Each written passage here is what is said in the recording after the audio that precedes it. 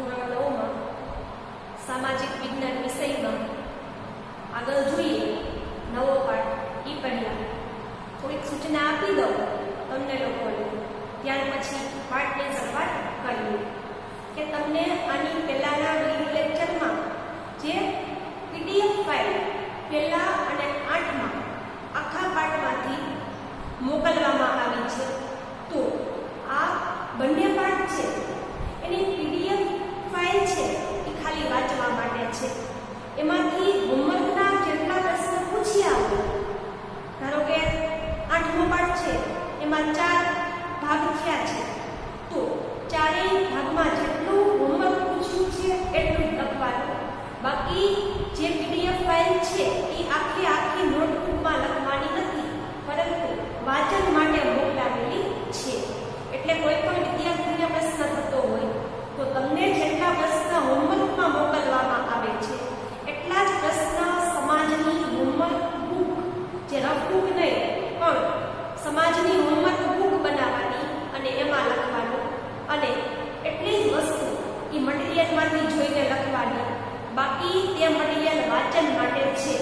એટલે કોઈ પણ વિદ્યાર્થીના મનમાં કંઈ કન્ફ્યુઝન હોય તો એ દૂર કરી દેવું અને ફક્ત વાંચન માટે PDF મોકલી છે એનું ધ્યાન રાખવું, અને જેટલા પ્રશ્ન હોમવર્કમાં પૂછ્યા છે એટલા જ પ્રશ્ન તેમાં લખવા.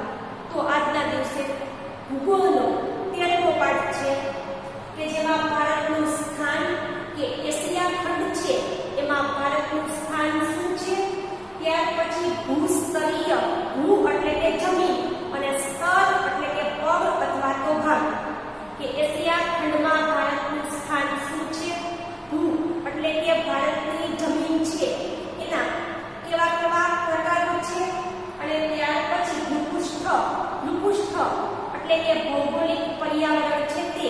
તો એશિયા ખંડમાં ભારતનું સ્થાન, ભારતની જમીન અને ભારતનું ભૌગોલિક પર્યાવરણ છે એમનો ભાગ 1 રોમન આકારમાં લખેલું છે 1.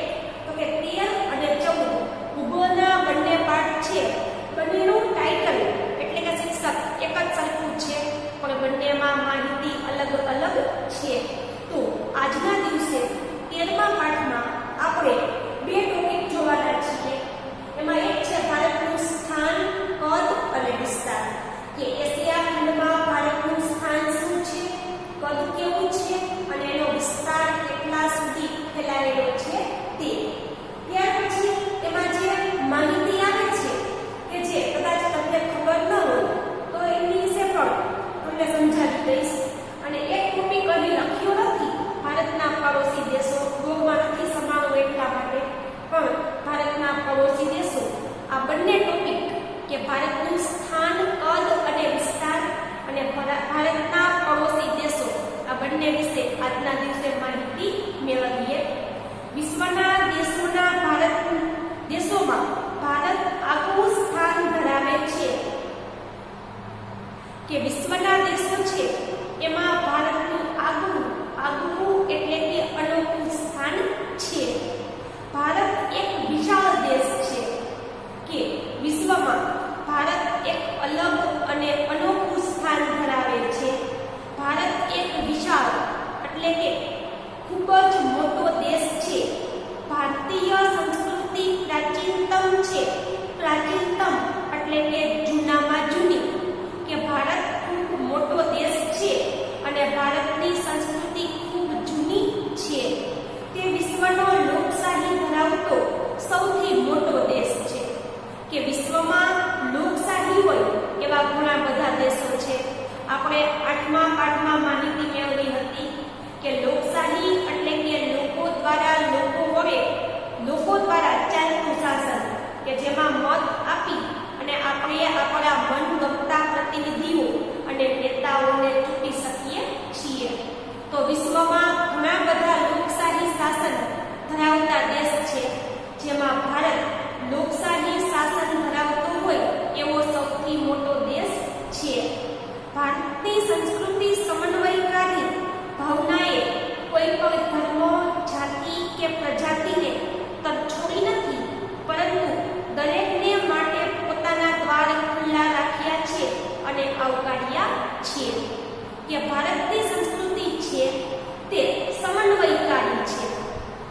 સમન્વયકારી.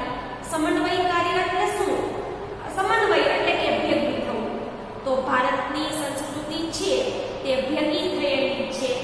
એટલે કે ભારતની સંસ્કૃતિ અલગ અલગ વિદેશી સંસ્કૃતિમાંથી બનેલી એક સમન્વયકારી એટલે કે ભેગી થયેલી સંસ્કૃતિ છે. તો ભારતની આ સમન્વયિત સંસ્કૃતિ છે એને જે સમન્વયકારી ભાવના, સમન્વયકારી એટલે કે ભેગા મળીને રહેવું. તો ભારતની સંસ્કૃતિ ભેગા મળીને રહેવાની ભાવના ધરાવે છે. એટલા માટે તેમણે કોઈ પણ ધર્મ હોય, કોઈ પણ જાતિ હોય કે કોઈ પણ પ્રજાતિ હોય એમના લોકોને તરછોડ્યા નથી. તરછોડવું એટલે મૂકી દેવું અથવા અલગ કરી દેવું. તો ભારતે કોઈ પણ ધર્મ, જાતિ કે પ્રજાતિના લોકોને તરછોડ્યા એટલે કે અલગ કર્યા નથી, પણ બધાની માટે પોતાના દેશના દ્વાર ખુલ્લા રાખી અને બધાને આવકાર આપેલો છે. આમ સર્વ ધર્મ, પ્રજા અને જાતિ પ્રત્યે સમભાવ એ ભારતની આગવી લાક્ષણિકતા છે. સર્વ ધર્મ એટલે કે બધા જ ધર્મ પ્રત્યે અને જાતિ પ્રત્યે સમભાવ. સમભાવ એટલે કે એકતાની લાગણી કે એકતાની ભાવના. તો ભારત દેશ છે એને બધા જ ધર્મ પ્રત્યે સર્વ ધર્મની લાગણી ધરાવી છે અને સાથે સાથે દરેક જાતિને એક માની અને તેમને એક ગણી છે એ ભારતની એક આગવી લાક્ષણિકતા છે. તેથી તો ભારત સંસ્કૃતિનું સમન્વય બન્યું છે. એટલે કે ભારત છે તે સંસ્કૃતિનું સમન્વય એટલે કે અલગ અલગ વિદેશી સંસ્કૃતિને અપનાવનાર અને તેમને એક કરનારું સંસ્કૃતિનું સમન્વય એટલે કે સંસ્કૃતિને ભેગી કરનારું બન્યું છે. કુદરતી અને માનવ સર્જિત અનેક આપત્તિઓ આવી હોવા છતાં ભારતે પોતાની પ્રગતિ અને વિકાસ અવિરતપણે ચાલુ રાખ્યા છે. કે આપત્તિ એટલે કે આફત કે જેમનાથી માનવને નુકસાન જાય. આપત્તિ એટલે કે આફત. તો કુદરતી અથવા તો માનવ સર્જિત અનેક આપત્તિઓ આપણા દેશમાં આવી છે, છતાં પણ ભારતે પોતાની પ્રગતિ અને વિકાસ છે એ અવિરતપણે ચાલુ રાખ્યા છે. અવિરતપણે એટલે સતત અટક્યા વગર. અવિરતપણે એટલે કે કોઈ પણ કાર્ય આપણે કરીએ એને સતત અટક્યા વગર કર્યા જ કરીએ. તો ભારતમાં કુદરતી અને માનવ સર્જિત ઘણી બધી આપત્તિઓ આવી છે, છતાં ભારત દેશના લોકો છે તેમણે પ્રગતિ અને વિકાસ અવિરતપણે કર્યા છે. આ ઉપરાંત ભારતીય સંસ્કૃતિના ઘડતર અને વિકાસમાં ભૌગોલિક પરિસ્થિતિએ પણ મહત્વનો ભાગ ભજવ્યો છે. કે ભારતીય સંસ્કૃતિનું ઘડતર, ઘડતર એટલે કે બનાવવું અથવા નિર્માણ કરવું. તો ભારતીય સંસ્કૃતિને બનાવવામાં અને તેમનો વિકાસ કરવામાં ભૌગોલિક એટલે કે ભૂગોળની પરિસ્થિતિ છે તેમણે પણ અનેક ગણો ભાગ ભજવ્યો છે. તો હવે ટોપિક જોઈએ કે ભારતનું સ્થાન, કદ અને વિસ્તાર. ભૌગોલિક દ્રષ્ટિએ ભારત ઉત્તર ગોળાર્ધમાં આવેલો છે. કે પૃથ્વીનો ગોળ છે એમના ઉત્તર અને દક્ષિણ એવા બે ભાગ પડે છે. કે પૃથ્વી ગોળ છે એટલે એમના કાં તો ઉત્તર અને દક્ષિણ એવા બે ભાગ પડે છે અને પૂર્વ અને પશ્ચિમ એમ પણ એમના બે ભાગ પડે છે. તો પૃથ્વીનો ગોળો એટલે કે પૃથ્વી ગોળ એટલે કે લંબગોળ આકારની છે. એમના બે ભાગ પડે છે જેમાં ઉત્તર ગોળાર્ધ, ઉત્તર એટલે ઉપર આવ્યું હોય તે અને દક્ષિણ એટલે નીચે હોય તે. તો જે ચાર દિશા છે ઉત્તર, દક્ષિણ, પૂર્વ અને પશ્ચિમ, તો એમાં જોઈએ આપણે તો ચાર દિશામાં તો ઉત્તર, દક્ષિણ, પૂર્વ અને પશ્ચિમ. તો દિશાની માહિતી તમને ખબર જ હશે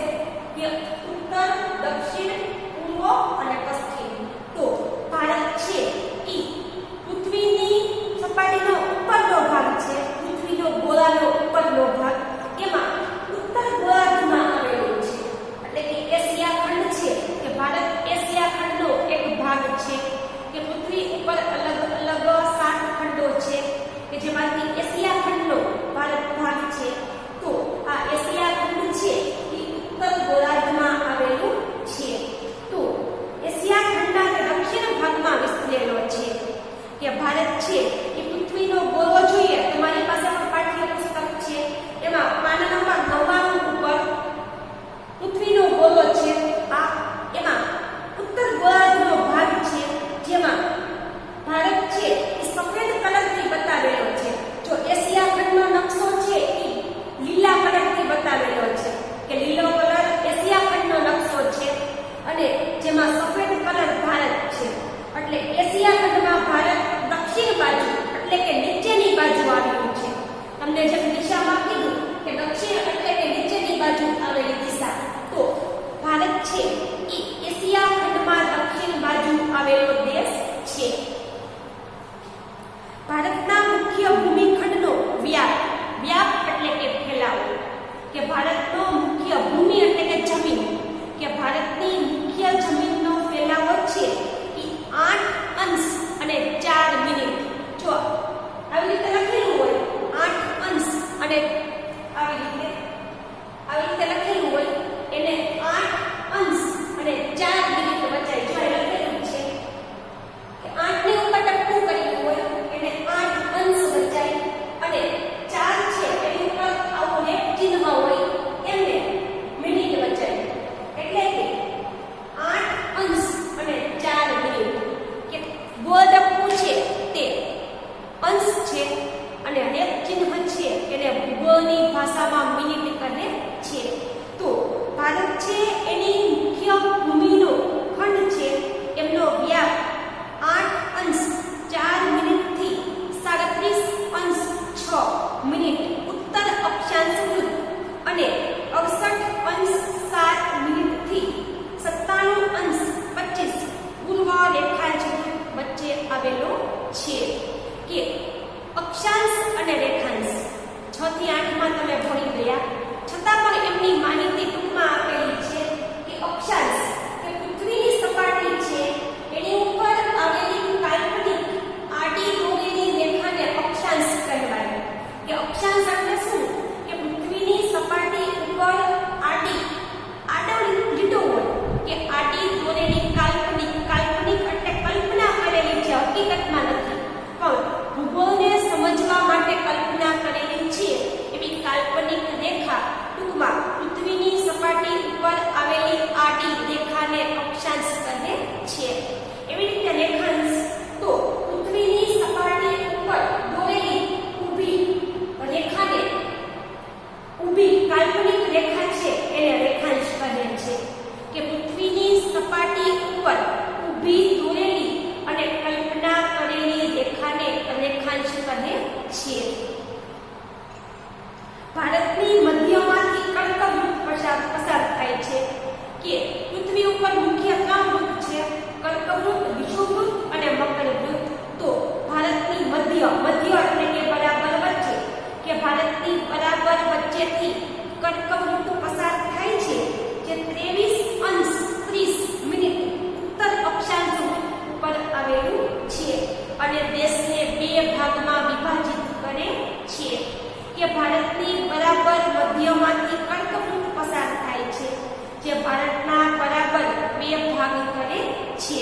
વિભાજિત કરવું એટલે કે 2 ભાગ કરવા. એનો ઉત્તર ભાગ વધુ પૂર્વ પશ્ચિમ દિશાઓમાં ફેલાયેલો છે. કે ભારત છે એમનો ઉત્તર ભાગ જોઈએ. પાઠ્યપુસ્તકમાં 100મા પેજ ઉપર ભારતનો નકશો આપ્યો છે કે જેમાં જો કર્કવૃત્ત વચ્ચેથી બરાબર પસાર થાય છે એવી રીતે કર્કવૃત્ત એમણે આપેલું છે. તો કર્કવૃત્તની ઉપરનો ભાગ જોઈએ, ઉત્તર ભાગ. તો એ ઉત્તર ભાગ છે એ પૂર્વ પશ્ચિમ દિશામાં બહોળી માત્રામાં ફેલાયેલું છે. એટલે કે ભારતનો ઉત્તર ભાગ જે કર્કવૃત્તની ઉપર આવેલો છે એ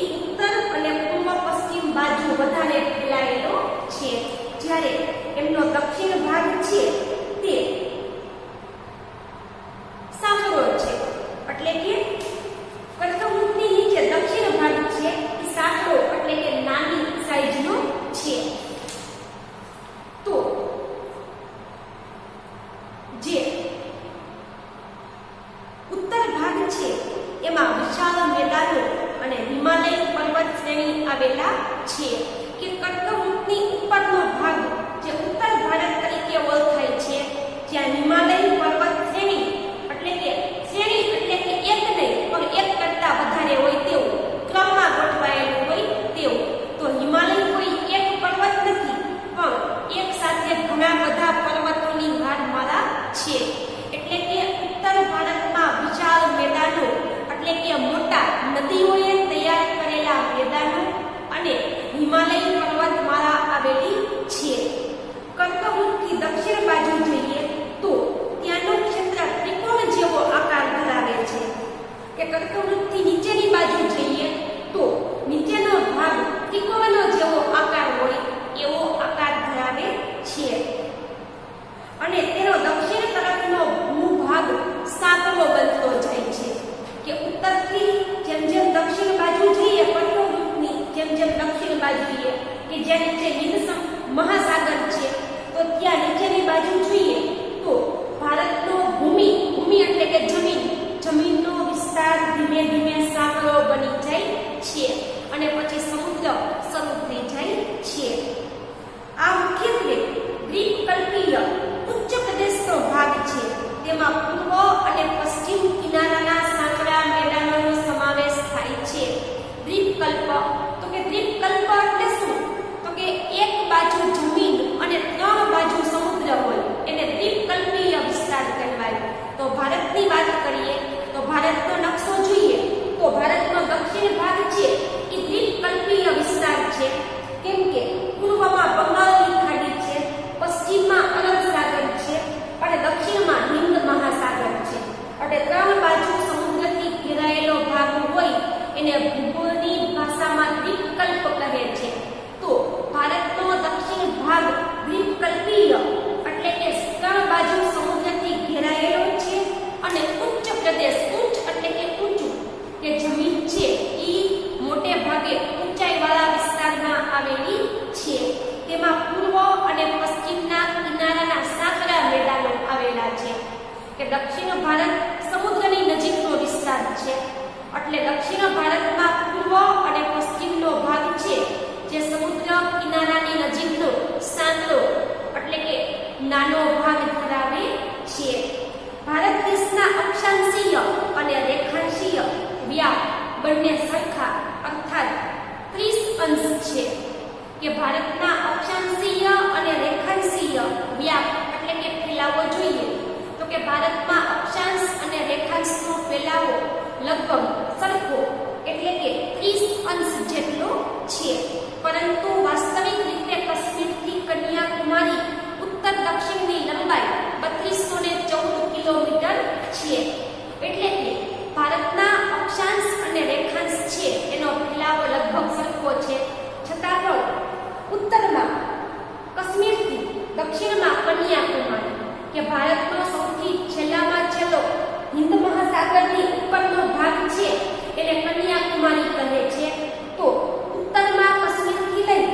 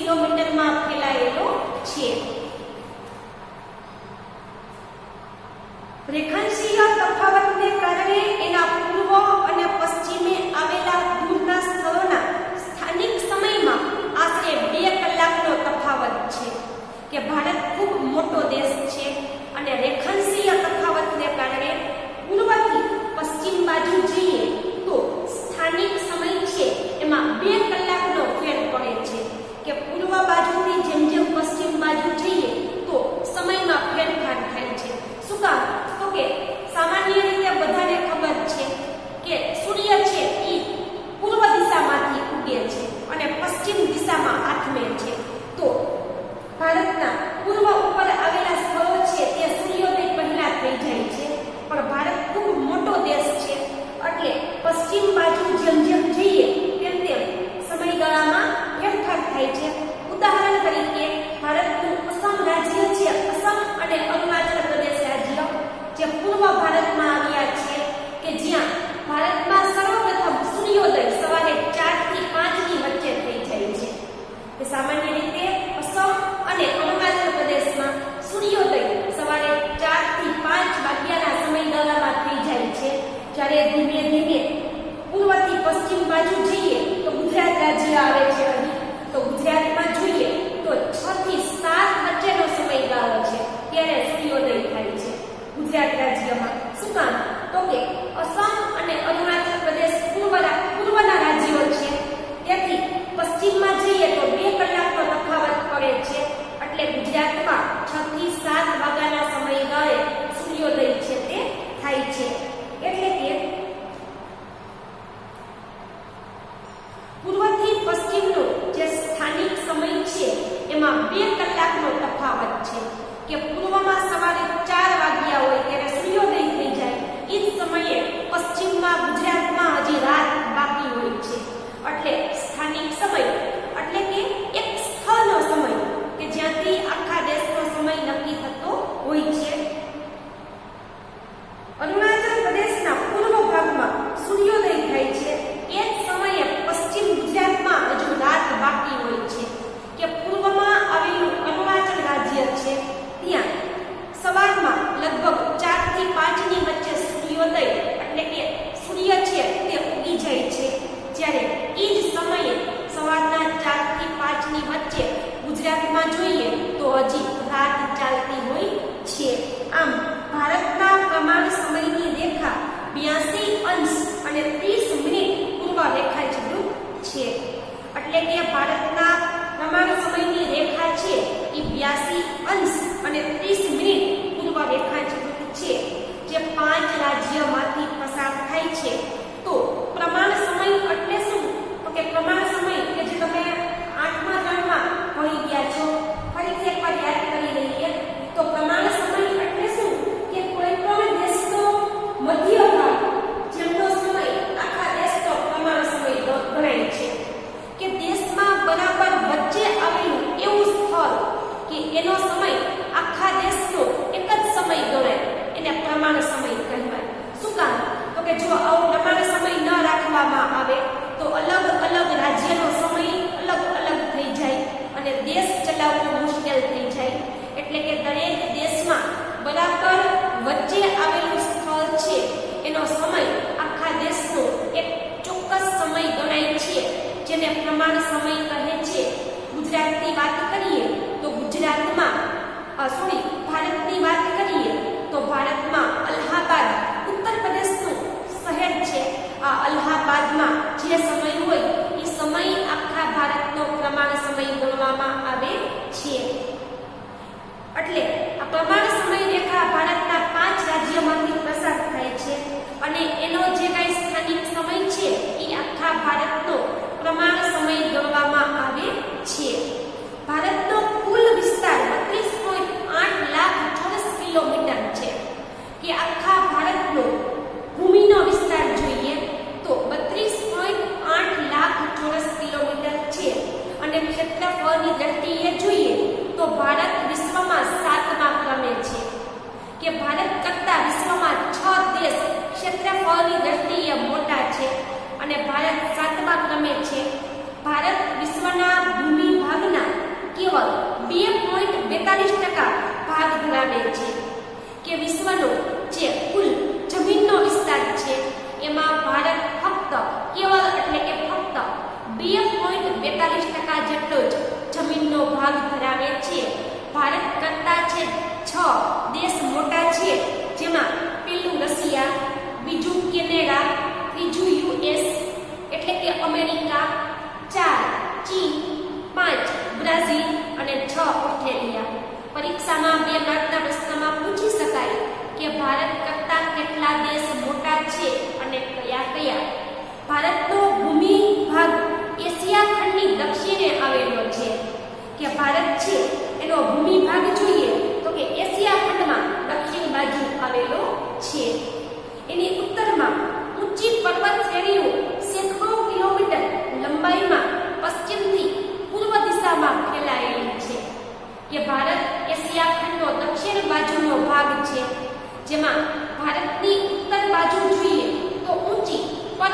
શ્રેણીઓ છે કે ભારતની ઉત્તર બાજુ હિમાલયની મોટી પર્વત શ્રેણીઓ છે જે સેંકડો એટલે કે હજારો કિલોમીટરમાં ફેલાયેલી છે, જે પૂર્વથી પશ્ચિમ દિશા સુધી હિમાલયની પર્વતમાળા ફેલાયેલી છે. એને કારણે તિબ્બત એટલે કે તિબેટ અને ચીન સાથે આવન જાવન કરવા માટે ઊંચાઈએ આવેલો પર્વતીય ઘાટ જ માફક આવે છે. એટલે કે ભારતની ઉત્તર બાજુ હિમાલય પર્વતમાળા પૂર્વથી પશ્ચિમ બાજુ હજારો કિલોમીટરમાં ફેલાયેલી છે. એટલે ભારતની ઉત્તર પૂર્વમાં આવેલા દેશ તિબ્બત એટલે કે તિબેટ અને ચીન, આ બંને દેશમાં જવું હોય તો ઊંચાઈ ઉપર આવેલો પર્વતીય ઘાટ એટલે કે પર્વતને કોતરીને વચ્ચેથી બનાવેલો રસ્તો, તો તિબેટ અને ચીન જવું હોય તો પર્વતીય ઘાટ એટલે કે પર્વત વચ્ચેથી પસાર થતો રસ્તો છે ત્યાંથી જવું પડે છે. દક્ષિણમાં ભારતીય દ્વીપકલ્પની પૂર્વમાં બંગાળની ખાડી, પશ્ચિમમાં અરબ સાગર અને દક્ષિણમાં હિન્દ મહાસાગર આવેલો છે. કે ભારત છે કે જે દ્વીપકલ્પીય સ્થાન ધરાવે છે, જેમાં પૂર્વમાં બંગાળની ખાડી, પશ્ચિમમાં અરબ સાગર અને દક્ષિણમાં હિન્દ મહાસાગર આવેલો છે. આ સમુદ્રનો જળમાર્ગ તરીકે ઉપયોગ થાય છે કે ભારત અને અન્ય દેશો સમુદ્રના માર્ગથી આવન જાવન કરે છે. જમીન માર્ગો પર્વતીય અવરોધોથી ઘેરાયેલા હોવા છતાં ભારતે બહારથી આગમન થયેલા સાંસ્કૃતિક તત્વોને સ્વીકાર્યા છે. કે ભારતના જમીન માર્ગો છે એ પર્વતોથી અવરોધાયેલા એટલે કે પર્વતો એમાં આડા આવેલા છે, છતાં પણ બહારથી જેટલી સંસ્કૃતિ આવી છે ભારતે એમને અપનાવી છે અને બધી જ ભારતીય સમાજમાં ભળી ગઈ છે. કે ભારતમાં જળમાર્ગ વધારે પ્રચલિત છે. જમીન માર્ગમાં પર્વતોના અવરોધો આવેલા છે, છતાં પણ ભારતે ઘણી બધી સંસ્કૃતિને અપનાવી અને પોતાના સમાજમાં મેળવી દીધી છે. ભારત પૂર્વ ગોળાર્ધમાં મોકાનું સ્થાન ધરાવે છે અને તેનું વ્યૂહાત્મક મહત્વ વિશેષ છે. કે ભારત છે એ ઉત્તર દક્ષિણ જોઈએ તો ઉત્તર ગોળાર્ધમાં અને પૂર્વ પશ્ચિમ જોઈએ તો પૂર્વ ગોળાર્ધમાં આવેલું છે, જ્યાં તે મોકાનું એટલે કે મહત્વનું સ્થાન ધરાવે છે, જેનું વ્યૂહાત્મક મહત્વ પણ વધુ છે. વ્યૂહાત્મક એટલે કે રક્ષણ કરવું, તો ભારત પૂર્વ ગોળાર્ધમાં મહત્વનું સ્થાન ધરાવે છે અને તેમનું વ્યૂહાત્મક એટલે કે રક્ષણાત્મક મહત્વ પણ વિશેષ રહેલું છે, જેમાં પ્રાચીન કાળમાં પરસ્પર સંબંધોને વિકસાવવા માટે સમુદ્રનું મહત્વનું યોગદાન રહેલું છે. કે પ્રાચીન સમયમાં જ્યારે જમીન માર્ગથી આવન જાવન શક્ય ન હતું, ત્યારે મોટા ભાગના લોકો છે એ સમુદ્ર માર્ગનો ઉપયોગ કરતા અને ભારતે પણ સમુદ્રના માધ્યમથી વિદેશ સાથે પોતાના સારા સંબંધો વિકસાવેલા છે. હિન્દ મહાસાગરના શીર્ષસ્થ સ્થાને ભારત આવેલો છે. શીર્ષસ્થ એટલે કે માથું. કે હિન્દ મહાસાગર છે એમનું માથું એટલે કે એમની ઉપર કે માથાના ભાગે ભારત આવેલો છે, એટલે હિન્દ મહાસાગરનો ભારત શીર્ષસ્થ એટલે કે માથાનું સ્થાન ધરાવે છે. પૂર્વ આફ્રિકા, પશ્ચિમ એશિયા, દક્ષિણ એશિયા અને દક્ષિણ પૂર્વ એશિયાના દેશોની સાથે સમુદ્ર માર્ગ દ્વારા ભારતનો સંબંધ પ્રાચીન કાળથી રહ્યો છે.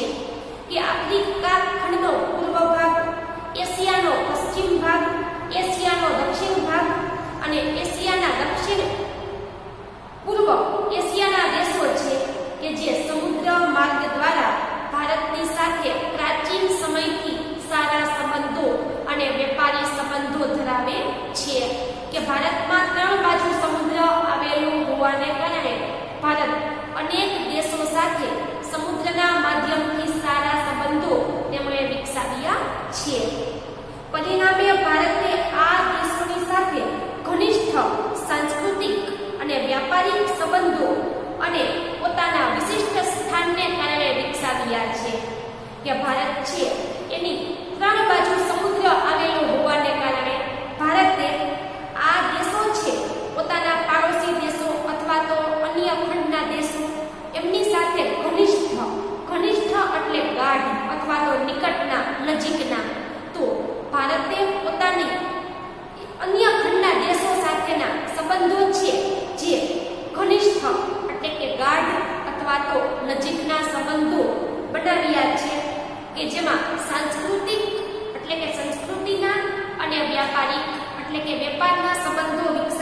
છે, જેમને કારણે ભારત છે એને પોતાનું સ્થાન વિશિષ્ટ બનાવ્યું છે. હિન્દ મહાસાગરમાં કોઈ પણ દેશની તટીય સીમા ભારત જેવી નથી. તટ એટલે કે કિનારો. તો હિન્દ મહાસાગરમાં ભારત સિવાય એક પણ દેશ એવો નથી કે જેમની કિનારાની સીમા છે એ ભારત જેવી હોય. એટલે કે ભારતના સમુદ્ર કિનારાની જે સીમા એટલે કે સરહદ છે એ એક જ સરખી યોગ્ય રીતે વિસ્તાર પામેલી છે. કે હિન્દ મહાસાગરમાં ભારત સિવાય કોઈ પણ એવો દેશ નથી કે જેમની પાસે ભારત જેવો તટ એટલે કે કિનારાનો પ્રદેશ આવેલો હોય. ભારતના આ મહત્વના સ્થાનને કારણે એક મહાસાગરનું નામ હિન્દ મહાસાગર ભારતના નામ ઉપરથી રાખવામાં આવ્યું છે. કે ભારત છે એ સમુદ્ર કિનારે એટલી બધી અનુકૂળતા ધરાવે છે કે હિન્દ મહાસાગરના કોઈ પણ દેશ આવી મહત્વનું સ્થાન નથી ધરાવતા. એટલા માટે ભારતનું અન્ય નામ હિન્દુસ્તાન છે. તો આ હિન્દુસ્તાન ઉપરથી ભારતની નજીકનો મહાસાગર છે દક્ષિણમાં આવેલો જે હિન્દ મહાસાગરના નામથી ઓળખાય છે. આંતરરાષ્ટ્રીય જળમાર્ગ પર ભારતનું સ્થાન મહત્વનું છે. આંતરરાષ્ટ્રીય એટલે કે નહીં પણ વિશ્વના મોટા ભાગના દેશો, તો વિશ્વના મોટા ભાગના દેશો છે એ જળમાર્ગ તરીકે એમાં ભારત પોતાનું મહત્વનું સ્થાન ધરાવે છે. કે ભારત એશિયા ખંડમાં એવી જગ્યાએ આવેલો છે કે જ્યાં આંતરરાષ્ટ્રીય દેશ વિદેશના લોકો સમુદ્રના માધ્યમથી વેપાર કરવો હોય તો એમને ખૂબ જ અનુકૂળતા પ્રાપ્ત થાય છે. ઈસવીસન 1869માં સુએઝ નહેર શરૂ થવાથી ભારત અને યુરોપ વચ્ચેનું 7000 કિલોમીટરનું અંતર ઘટી ગયું. કે 1869માં સુએઝ નહેર છે એ હિન્દ મહાસાગરમાં સ્થાપવામાં આવી. કે સામાન્ય રીતે નહેર એટલે શું કે નદી હોય, મોટી નદી, એમાંથી ખેતરમાં સિંચાઈ કે પાણી પૂરું પાડવા માટે નહેરની રચના કરવામાં આવે. પણ અહીં સુએઝ નહેર છે એ સમુદ્ર વચ્ચેનું અંતર ઘટાડવા માટે થઈ અને 1869ની સાલમાં સુએઝ નહેરની સ્થાપના કરવામાં આવી, જેમને કારણે ભારત અને યુરોપ ખંડ વચ્ચે 7000 કિલોમીટરનું અંતર છે તે ઘટી ગયું. પૂર્વ અને દક્ષિણ પૂર્વ એશિયા અને ઓસ્ટ્રેલિયાથી આફ્રિકા તથા યુરોપને સાંકળતા જળમાર્ગો હિન્દ મહાસાગર થઈને જાય છે. કે પૂર્વ અને દક્ષિણ પૂર્વ એશિયા અને ઓસ્ટ્રેલિયાથી આફ્રિકા, કે પૂર્વ અને દક્ષિણ પૂર્વ એશિયાના દેશો, ઓસ્ટ્રેલિયાથી આફ્રિકા અને યુરોપના દેશો છે એ હિન્દ મહાસાગરમાંથી પસાર થાય છે. દક્ષિણ આફ્રિકા થઈને આવતો જળમાર્ગ સુએઝ જળમાર્ગ ભારત પાસેથી પસાર થાય છે. કે દક્ષિણ આફ્રિકા પાસેથી જે જળમાર્ગ પસાર થાય છે અને સુએઝ જળમાર્ગ ભારત પાસેથી પસાર થાય છે કે જેનાથી વિદેશના દેશો જળમાર્ગ દ્વારા ભારતની નજીકથી આવન જાવન કરી શકે છે. એ જ માર્ગ દ્વારા ઇન્ડોનેશિયાની મલાક્કા સમુદ્ર ધુની પસાર કરી પેસિફિક મહાસાગર પસાર કરી અને કેનેડા અને યુએસ જઈ શકાય છે. કે ઇન્ડોનેશિયા છે ભારતનો પડોશી દેશ, કે ભારતના ઉત્તર પૂર્વમાં દક્ષિણ પૂર્વમાં આવેલો ઇન્ડોનેશિયા નામનો દેશ છે કે જ્યાં મલાક્કા સમુદ્ર ધુની આવેલી છે. તો કે સમુદ્ર ધુની એટલે શું કે બે મોટા સમુદ્ર હોય અથવા તો બે મોટા મહાસાગર હોય, તો આ બંને સમુદ્ર કે મહાસાગરને જોડનારી દરિયાની કે સમુદ્રની સાંકડી પટ્ટી છે એને સમુદ્ર ધુની કહેવાય. તો બે મોટા સમુદ્ર અથવા તો બે મોટા મહાસાગર એમને જોડનારી દરિયાની કે સમુદ્રની નાની પટ્ટી એ સમુદ્ર ધુની તરીકે ઓળખાય છે. તો ઇન્ડોનેશિયાની મલાક્કા નામની સમુદ્ર ધુની છે ત્યાંથી થઈ પેસિફિક મહાસાગર પસાર કરી અને કેનેડા અને યુએસ એટલે કે અમેરિકા જઈ શકાય છે. ભારતનો સંપર્ક વિશ્વના અનેક દેશો સાથે સદીઓથી રહ્યો છે. કે ભારત વિશ્વના અનેક દેશો સાથે સદીઓથી એટલે કે ઘણા વર્ષોથી સંબંધ ધરાવે પ્રાચીન કાળથી થઈ રહ્યું છે કે વસ્તુઓ અને વિચારોનું આદાન પ્રદાન, આદાન એટલે આપવું અને પ્રદાન એટલે લેવું, આપવું અને લેવું, તો ભારત અને વિદેશ છે તે વસ્તુ અને વિચારો છે તે આપવા અને લેવાના સંબંધો પ્રાચીન સમયથી ધરાવે છે. આ જ પ્રમાણે ઉપનિષદોના વિચારો, રામાયણ અને પંચતંત્રની વાર્તાઓ, ચિકિત્સા પદ્ધતિ, ભારતીય અંક અને દશાંશ પદ્ધતિ વિશ્વના વિભિન્ન ભાગો સુધી પહોંચી ગયા છે.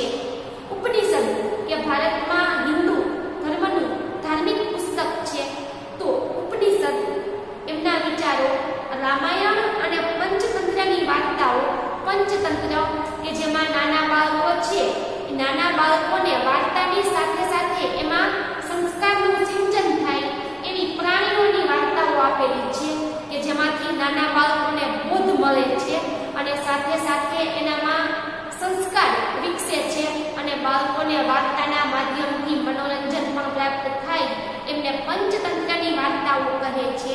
ચિકિત્સા પદ્ધતિ, ચિકિત્સા એટલે કે કોઈ બીમારીની સારવાર કરવી, તો ભારતની આયુર્વેદિક ચિકિત્સા પદ્ધતિઓ, ભારતીય અંક અને દશાંશ પદ્ધતિ વિશ્વના દેશોએ અપનાવી લીધા છે. ત્યાર પછી છેલ્લો ટોપિક આજના દિવસે જોઈએ, ભારતના પડોશી દેશો. દક્ષિણ એશિયામાં ભારત મહત્વનું સ્થાન ધરાવે છે કે એશિયા ખંડમાં ભારત દક્ષિણ બાજુએ આવેલું છે અને મહત્વનું સ્થાન ધરાવે છે.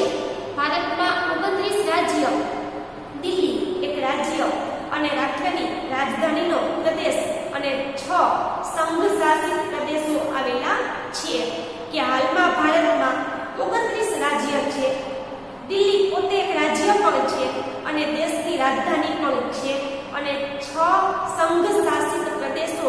સંઘ શાસિત એટલે કે કોઈ પણ રાજ્યમાં આવ્યા હોય પણ એમનું સંચાલન કેન્દ્રમાંથી એટલે કે સંઘ દિલ્હી સરકાર કરતી હોય. ઉદાહરણ તરીકે ગુજરાતમાં દીવ અને દમણ આ બંને છે. દીવ, દમણ, દાદરા નગર હવેલી, તો આ બધા છે એ કેન્દ્ર શાસિત પ્રદેશો છે. શું કામ? તો કે ભૂતકાળમાં અહીં યુરોપિયન પ્રજાઓ રહેતી હતી, એમની પાસેથી આ પ્રદેશો પાછા મેળવી લીધા, પરંતુ ભારતની કેન્દ્ર સરકાર એની ઉપર શાસન ચલાવે છે એટલા માટે 6 સંઘ શાસિત કે કેન્દ્ર શાસિત પ્રદેશો ભારતમાં આવેલા છે. જાણવા જેવું છે કે 2 જૂન 2014ના દિવસે તેલંગાણા એનું માતૃ રાજ્ય આંધ્રપ્રદેશમાંથી છૂટું પડ્યું અને નવું 29મું રાજ્ય બન્યું. આ મેગા સિટી. મેગા સિટી એટલે કે મોટું શહેર. તો ભૂતકાળમાં તેલંગાણા છે એ આંધ્રપ્રદેશનું એક મોટું શહેર હતું, પરંતુ વારંવાર છૂટા પડવાની માંગણીને કારણે 2 જૂન 2014ના દિવસે આંધ્રપ્રદેશમાંથી તેલંગાણાને છૂટું પાડવામાં આવ્યું. માતૃ રાજ્ય એટલે કે એકમાંથી બીજાને છૂટું પડાયેલું હોય, તો 2 જૂન 2014ના દિવસે તેલંગાણા એક સ્વતંત્ર રાજ્ય બન્યું, જે પહેલા પોતે આંધ્રપ્રદેશનું એક મોટું શહેર હતું. ભારતની જમીન સીમા ઉત્તર પશ્ચિમમાં પાકિસ્તાન અને અફઘાનિસ્તાન સાથે આવેલી છે. પરીક્ષામાં 2 માર્કના પ્રશ્નમાં અથવા તો હેતુલક્ષી વિભાગમાં પૂછી શકાય કે ભારતની જમીનની સરહદ ઉત્તર પશ્ચિમમાં, ઉત્તર પશ્ચિમ એટલે કે ઉત્તર અને પશ્ચિમ દિશા વચ્ચેનો ભાગ, તો ભારતમાં ઉત્તર પશ્ચિમ દિશામાં પાકિસ્તાન અને અફઘાનિસ્તાન નામના દેશો આવેલા છે.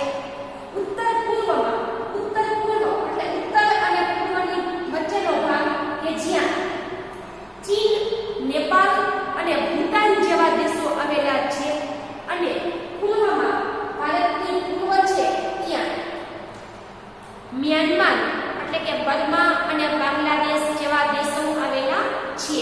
ભારતની દક્ષિણ દિશામાં સમુદ્ર કિનારે આપણા પડોશી દેશ શ્રીલંકા અને માલદીવ આવેલા છે. કે ભારતની દક્ષિણ દિશા છે જ્યાં આપણા પડોશી દેશો શ્રીલંકા અને માલદીવ આવેલા છે. ભારત અને શ્રીલંકા પાલની સામુદ્રિક ધુની અને મન્નારના અખાત દ્વારા અલગ પડતા જોવા મળે છે. તો ભારત અને શ્રીલંકા છે ઈ પાલની સામુદ્રિક ધુની પરીક્ષામાં પૂછી શકાય 1 માર્કના પ્રશ્નમાં કે ભારત અને શ્રીલંકા કઈ સામુદ્ર ધુનીથી અલગ પડે છે? તો કે પાલ્કની સામુદ્ર ધુનીથી અને મન્નારના અખાતથી. તો કે અખાત એટલે શું? તો કે અખાત એટલે કે જમીનની નજીક આવેલો સમુદ્રનો નાનો ભાગ. કે સમુદ્ર જ હોય એક પ્રકારનો, પણ તેની ત્રણ બાજુ જમીન આવેલી હોય અને એક બાજુ સમુદ્ર હોય. ટૂંકમાં જમીનની નજીક આવેલો સમુદ્રનો નાનો ભાગ છે એ અખાત તરીકે ઓળખાય છે. તો ભારત અને શ્રીલંકા પાલ્કની સામુદ્ર ધુની અને મન્નારના અખાત દ્વારા અલગ પડે છે. અરબ સાગરમાં લક્ષદ્વીપ ટાપુઓ અને બંગાળની ખાડીમાં અંદમાન નિકોબાર ટાપુઓ આવેલા છે. આ વસ્તુમાં પરીક્ષામાં પૂછી શકાય હેતુલક્ષી એટલે કે એક પ્રશ્નના વિભાગમાં કે અરબ સાગરમાં કયો ટાપુ આવ્યો છે?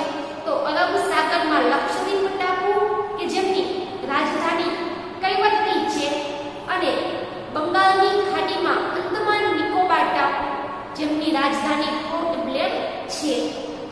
જાણવા જેવું છે કે ભારતનો દક્ષિણતમ છેડો એટલે કે દક્ષિણમાં છેલ્લામાં છેલ્લો ભાગ. તો ભારતનો દક્ષિણતમ છેડો છે જે ઇન્દિરા પોઈન્ટના નામથી ઓળખાય છે. તો વર્ષ 2004માં સુનામી આવ્યું હતું ત્યારે તે જળમગ્ન થઈ ગયું. તો કે પહેલા તો સુનામી એટલે શું? તો કે સમુદ્રની અંદર ભૂકંપ આવે, જ્વાળામુખી ફાટે અથવા તો કોઈ મોટો પર્વત તૂટીને પડે ત્યારે સમુદ્રનું પાણી છે કિનારાની ઉપર ચારે બાજુ માનવની વસ્તી હોય એની ઉપર ફરી વળે, એને સુનામી કહેવાય. જે જાપાનીઝ ભાષાનો શબ્દ છે જેમનો અર્થ થાય છે વિશાળ એટલે કે મોટા દરિયાના મોજા.